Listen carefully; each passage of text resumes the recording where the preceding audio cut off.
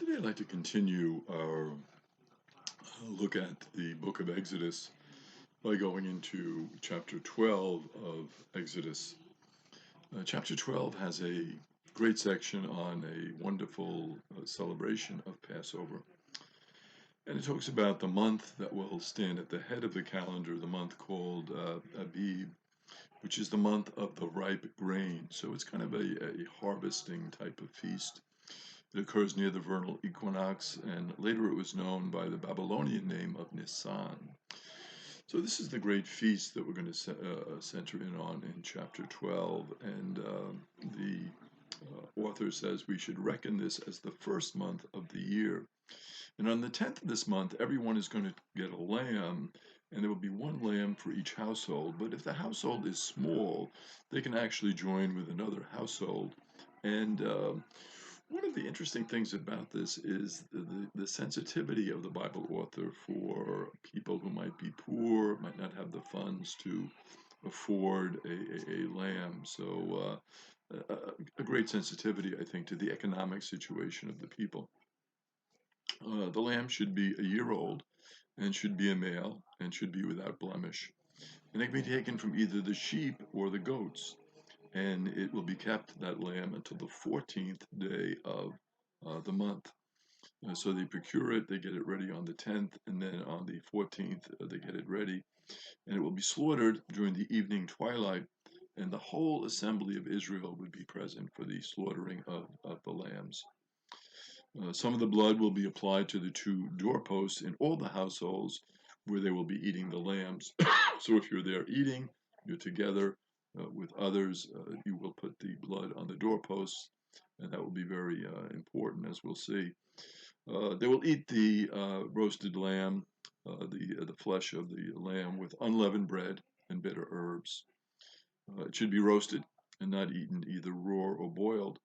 And the whole lamb must be, anything that will be left will be burned the next morning. And they eat this meal, the special meal, as if they were in flight, if they were getting ready to leave. And sandals will be on their feet, and their staff will be in their hand. It is called the Passover. In Hebrew, Pesach, which can mean to shield, if we base it on Isaiah 31:5, but also from the Hebrew root, meaning to jump, as in the jumping over of the households, which will happen in terms of the death of the firstborn. That household, it will be jumping over because they will have the blood on the doorposts. Probably what we're talking about here is an ancient feast that probably predated the Exodus many years before. Um, and Pascha, the Aramaic, the root of which will be used in the verb to pass over. And it can be traced to the Egyptian Pesach, meaning the blow, a reference to the death of the firstborn. So it's the blow that's going to happen to the Egyptians, but not to the Israelites. And on the same night, as they're eating this feast together, they're eating this roasted lamb, and they have the blood on the doorpost that very same night. The Lord will strike down the firstborn of the Egyptians, both man and beast, also referred to as not just the Lord striking them down, as the destroyer striking them down. And what do we think was happening here? Probably some sort of pestilence, some sort of infection that affected the people in a rather dramatic fashion. Um, Another concept with this destroyer is the spring wind that would come at this time too, sort of like blowing through the Egyptian people. Because the blood will be on the doorpost of the Israelites, the Lord will pass over them. The blood was used in ancient rituals to promote the fecundity of the flock and also to ward off evil spirits. So the importance of the blood, that the flock would prosper and that anything evil would be warded off. The day will become a memorial feast. It will become a special holiday, a national holiday, and all generations will celebrate it with a pilgrimage to the Lord. And part of this pilgrimage and part of this celebration is the tradition of the questions and the passing on the meaning of the ritual through the questioning, which even today is an important part of the Passover ritual. and it will be a perpetual institution, so it will be something that will go on forever. They will eat unleavened bread for 7 days, and the Passover and the Feast of the Unleavened Bread were originally kind of separate feasts that got linked together. The Feast of the Unleavened Bread probably had a Canaanite origin. It was called Masat or Azims, and marked the beginning of the barley harvest. They would eat unleavened bread, and they would make an offering naturally as they ate that, and the offering would be in thanksgiving for the harvest. So this was the original concept behind this feast of unleavened bread. On the first day of the feast, there is no leaven in the house, and on the first and seventh day, they should hold a sacred assembly, and no work should be done. The only work, of course, to prepare the meal. So those who were working on this meal, they were actually those only ones who would be allowed to do any work.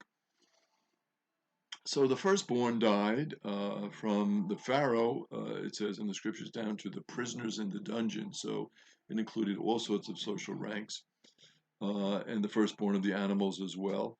Generally thought to be from some sort of deadly pestilence that passed through the Egyptians. So that's the kind of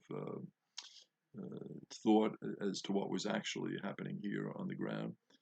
Pharaoh called Moses and Aaron in during the night as this was happening, and he told them that they could leave with their flocks and their herds also, because originally when he had said they could leave, it was just the men could leave, then the women and children could leave, but the flocks and herds couldn't. He said, okay, you can take your flocks and herds, and you can go and worship the Lord. And Pharaoh was such that he said to them, if you leave, you're actually doing me a favor. So he was just happy to get rid of them when all the sickness was occurring and people were dying. He was like, yeah, get out of here as quickly as you can. The Egyptians also urged them to leave because they were afraid that they would all die. If you just stay around, we're all going to die, so please leave. The Israelites asked the Egyptians for silver and gold and articles of clothing, and the Egyptians gave them whatever they wanted. They said, yeah, take it with you. And this is explained by the Egyptians really not wanting to show a lack of respect for the God of the Israelites, who had demonstrated such strength and such power. So they wanted to respect their God. The Israelites set out from Ramses for Succoth. This was a roundabout way to go, but it would have avoided Egyptian troops that were more on the direct route. So this kind of roundabout route, it seemed to make more sense in terms of safety. The Bible speaks about 600,000 men on foot, but when you analyze the language, probably 5 to 6,000 is more the actual number. The Hebrew word elep that they use for the thousands generally rendered thousand as a subsection of a tribe or a family, so a smaller unit. A crowd of mixed ancestry went. They were half Hebrew, they were half Egyptian, and they brought unleavened loaves of bread with them because they left so quickly. They had stayed in Egypt for 430 years. This night would be a night of vigil for the Lord, which is reflected in our own concept as we celebrate the Easter Vigil in the Latin Rite, this vigiling to celebrate this great feast, this feast of deliverance, this feast of freedom, this feast of new life. A slave who had been bought for money may partake of the Passover only if they have been circumcised, and no transient alien or hired servant can partake of the Passover.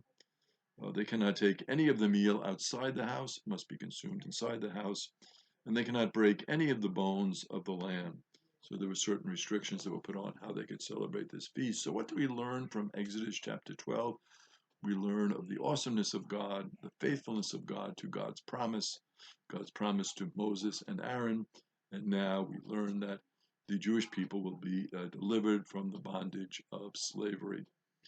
And of course, it reminds us of the first one in the Bible who said yes to God, our own beloved father Abraham, who said yes to God and entered into that covenant, which is now being reaffirmed as God delivers the people from Egypt. So Father Abraham had many friends had Father Abraham. I am one of them, and so are you. So let's all praise the Lord. Keep on praising the Lord, and God bless.